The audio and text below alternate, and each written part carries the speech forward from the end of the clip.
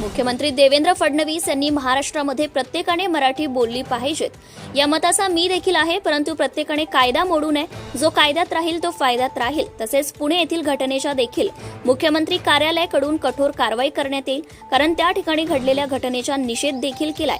मुख्यमंत्र्यांनी संबंधित डॉक्टरांवर कठोर कारवाई होणार असे संकेत दिल्याने डॉक्टरांमध्ये भीतीचं वातावरण निर्माण झालंय। तसेच वैद्यकीय नावाखाली पैसे लुटणाऱ्या लबाड डॉक्टरांना त्यांचा लायसन्स रद्द करण्यात यावी। प्रत्येक दवाखान्यामध्ये याची सखोल चौकशी करून कठोर कारवाई केली जाईल। तसेच ज्यांचे घर उद्ध्वस्त झाले, ज्या डॉक्टरांनी एवढी मोठी रक्कम मागितली, आता त्यांना जर दंड म्हणून संबंधित दुखी परिवाराला 5 कोटी रुपये द्यावे अशी मागणी सर्वसामान्यांमधून बोलल्या जात आहे। यावर मुख्यमंत्र्यांनी विचार करावा। अशी अनेक दवाखाने आहेत ज्या ठिकाणी अशा घटना घडतात, परंतु त्यांच्यावर कठोर कारवाई होत नाही। म्हणून आता कुठेतरी या 2 विषयांवर महाराष्ट्राचे मुख्यमंत्र्यांची दृष्टी पडली, म्हणून कायदा कोणी मोडू नये। कायदा मोडला त्याला सुटका होणार नाही असे मुख्यमंत्री म्हणाले आहे।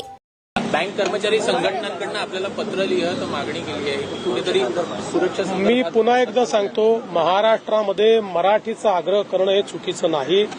तो आग्रह कोणीही करू शकतं, केला तरी त्यात काही वावगं नाही। पण असा आग्रह करताना कायदा हाती घेणं चुकीचं आहे। कायदा जर हाती घेतला गेला तर कडक कारवाई केलीच जाईल।